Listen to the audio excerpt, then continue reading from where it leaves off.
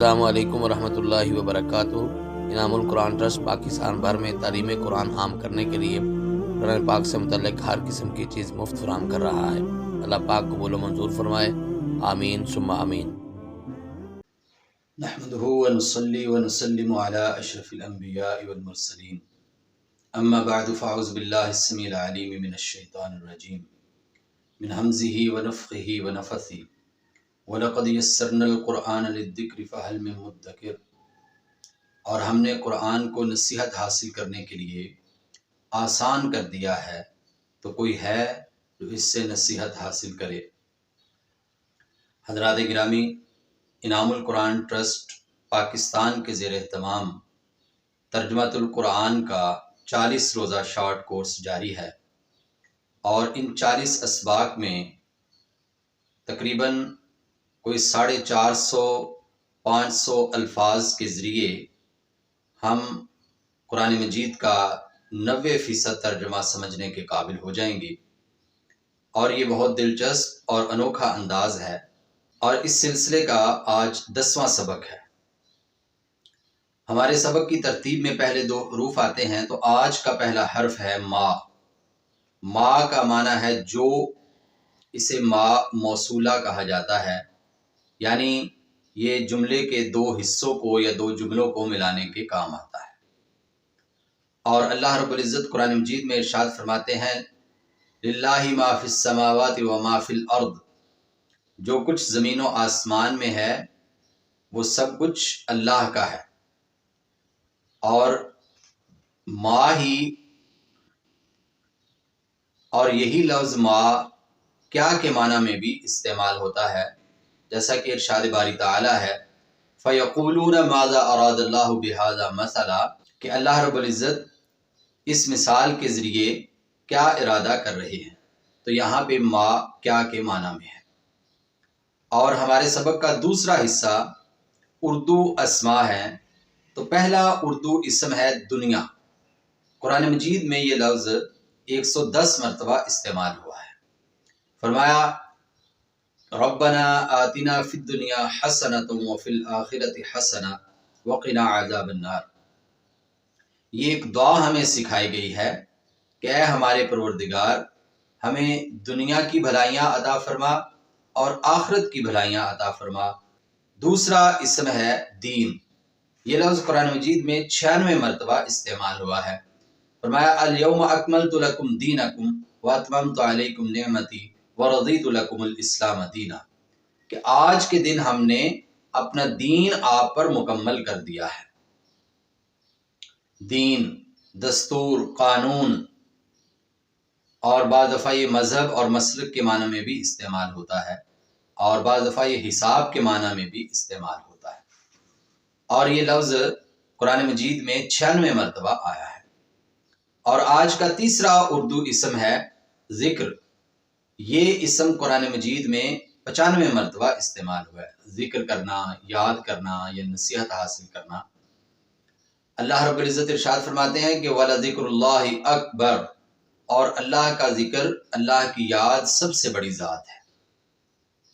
اور چوتھا اسم ہے تذکرہ۔ تذکرہ یاد دہانی، یاد کرنا، نصیحت کے معنی میں استعمال ہوتا ہے، اور قرآن مجید میں یہ لفظ 10 مرتبہ استعمال ہوا ہے۔ وَإِنَّهُ لَتَذْكِرَةٌ لِّلْمُتَّقِينَ، قرآن کریم کے بارے میں اللہ رب العزت ارشاد فرماتے ہیں کہ یہ پرہیزگاروں کے لیے نصیحت ہے، یعنی وہ لوگ جو اس سے نصیحت حاصل کرنا چاہتے ہیں ان کے لیے یہ نصیحت ہے۔ اور آج کا ہمارا 5واں اردو اسم ہے یوم۔ ایام اس کی جمع ہے۔ یوم اور ایام کا لفظ قرآن مجید میں 364 بار استعمال ہوا ہے۔ اور یہاں پہ ایک دلچسپ بات ہمیں یہ بھی سامنے آتی ہے کہ سال کے دن ہوتے ہیں 364، اور یہ لفظ قرآن کریم میں مختلف مواقع پہ، مختلف جگہوں پہ، مختلف سالوں میں، مختلف مہینوں میں، مختلف مقامات پر نازل ہوتا رہا، اور جب قرآن کریم مکمل ہوا تو اس کے اندر یوم کا لفظ 364 بار ہے۔ تو یہ اعجاز اور معجزہ قرآن کریم کا ہی ہو سکتا ہے، اللہ رب العزت کی ذات کا ہی ہو سکتا ہے۔ حضرات گرامی، ہمارے سبق کا تیسرا حصہ ہے عربی اسماء۔ اس سلسلے میں پہلا اسم ہے حول۔ حول کے ایک معنی ہے ارد گرد، حول کا ایک معنی سال ہے، اور حول کا تیسرا معنی طاقت ہے۔ زیادہ تر یہ لفظ ارد گرد کے معانی میں استعمال ہوتا ہے۔ قرآن مجید میں یہ لفظ 13 مرتبہ استعمال ہوا ہے۔ حول العرش، فرشتوں کا ذکر ہو رہا ہے، اور اس میں ایک بات یہ بیان کی گئی کہ وہ اللہ کے عرش کے ارد گرد رہتے ہیں، اللہ کی تسبیحات بیان کرتے ہیں، اللہ کی عبادت کرتے ہیں۔ اور دوسرا عربی اسم ہے حیثو۔ حیثو کا مطلب ہے جہاں، یا جہاں کہیں، یا جہاں سے۔ فرمایا وَكُلَا مِنْهَا رَغَدًا حَيْثُ شِئْتُمَا۔ حضرت آدم علیہ السلام اور حضرت اما حوا علیہ السلام جب اللہ رب العزت نے انہیں جنت میں بھیجا تو فرمایا کہ یہاں سے جو مرضی کھاؤ، سوائے یہ ایک فصل ہے، یہ ایک پودا ہے، یہ نہیں کھانا۔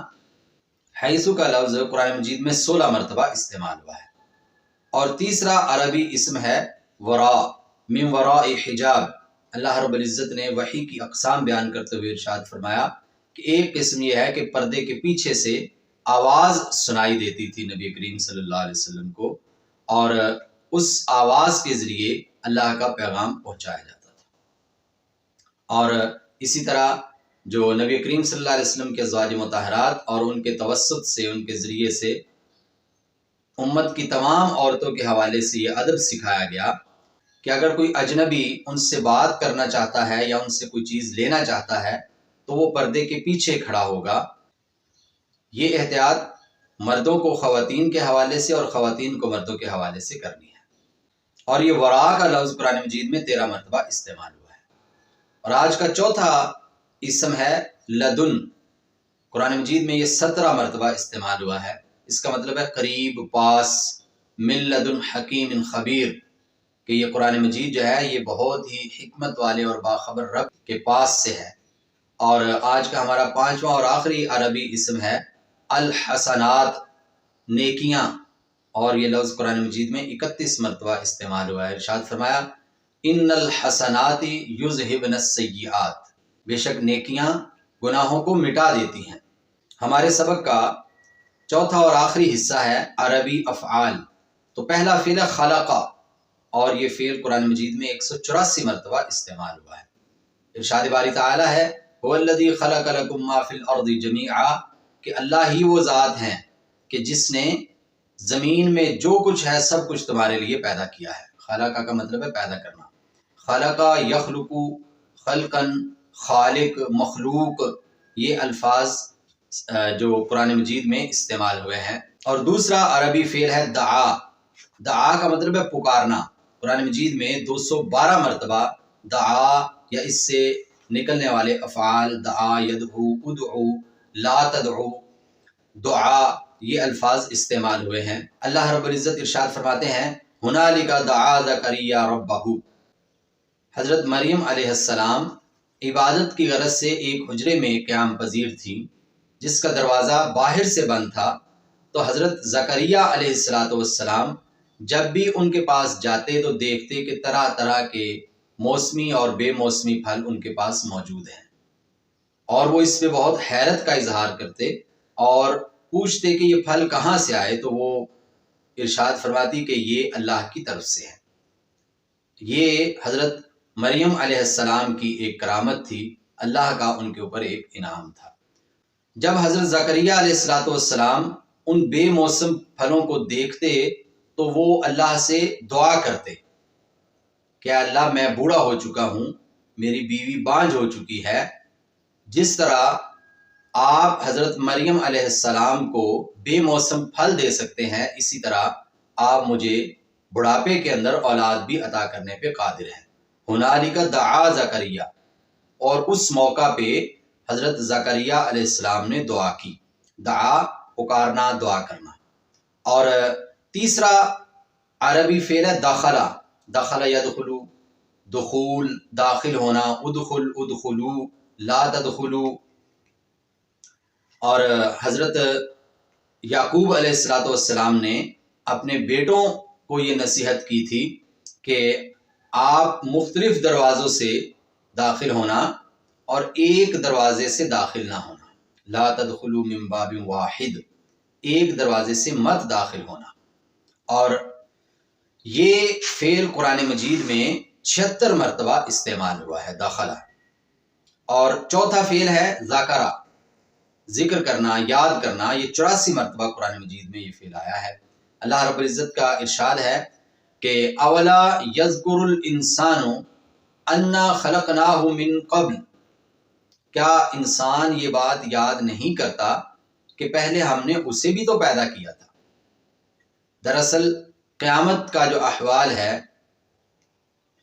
دراصل قیامت کے بارے میں جو بے بنیاد شکوک و شبہات انسانوں کے ذہن میں آتے ہیں، ان میں ایک بات یہ ہے کہ جب انسان مٹی میں مل جائیں گے اور ہر چیز ختم ہو جائے گی تو پھر یہ دوبارہ کیسے پیدا ہوں گے۔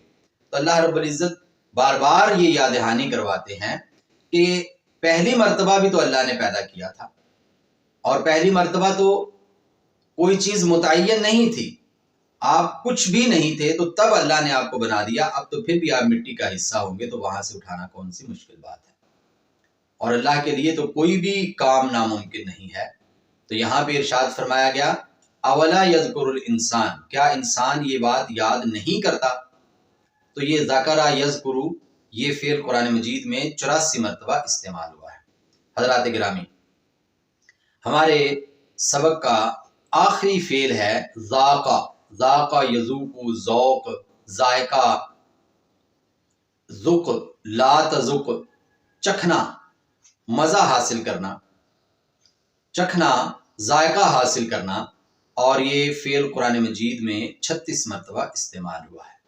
اور اللہ ارشاد فرماتے ہیں لا یذوقون فیہا بردا ولا شرابا، کہ جہنم میں لوگ، کہ جہنم میں جہنمی، کہ جہنم میں جانے والے نہ تو کوئی بھی، کہ جہنم میں جانے والے اس میں کسی قسم کی ٹھنڈک اور کوئی بھی اچھا پانی پینے کی کوئی بھی اچھی چیز، شراب ہونا تو بہت دور کی بات ہے، وہ اس طرح کی کوئی چیز چکھیں گے بھی نہیں۔ حضرات گرامی، آج کا ہمارا جو سبق ہے، حیران کن بات یہ ہے کہ ان 14-15 منٹ کے اندر ہم نے 1550 الفاظ، الحمدللہ 1550 الفاظ سیکھ لیے ہے قرآن مجید کے، صرف اور صرف ان 15 الفاظ کے ذریعے۔ اور اس سے پہلے جو 2 حروف تھے وہ تو ہزاروں مرتبہ قرآن مجید میں استعمال ہوئے ہیں۔ اگر ہم لگن اور شوق کے ساتھ ان اسباق کو پڑھتے رہیں، ان دروس کو سنتے رہیں، تو یقیناً ہم 40 دنوں میں اور ان 40 لیکچرز میں، ان 40 اسباق کے ذریعے اس قابل ہو جائیں گے کہ قرآن مجید کو بہت حد تک سمجھ سکیں، خود سے اس کا ترجمہ کرنے کے قابل ہو جائیں۔ اللہ تعالی ہمیں اس کی توفیق اور ہمت عطا فرمائے۔ وما علینا الا البلاغ المبین۔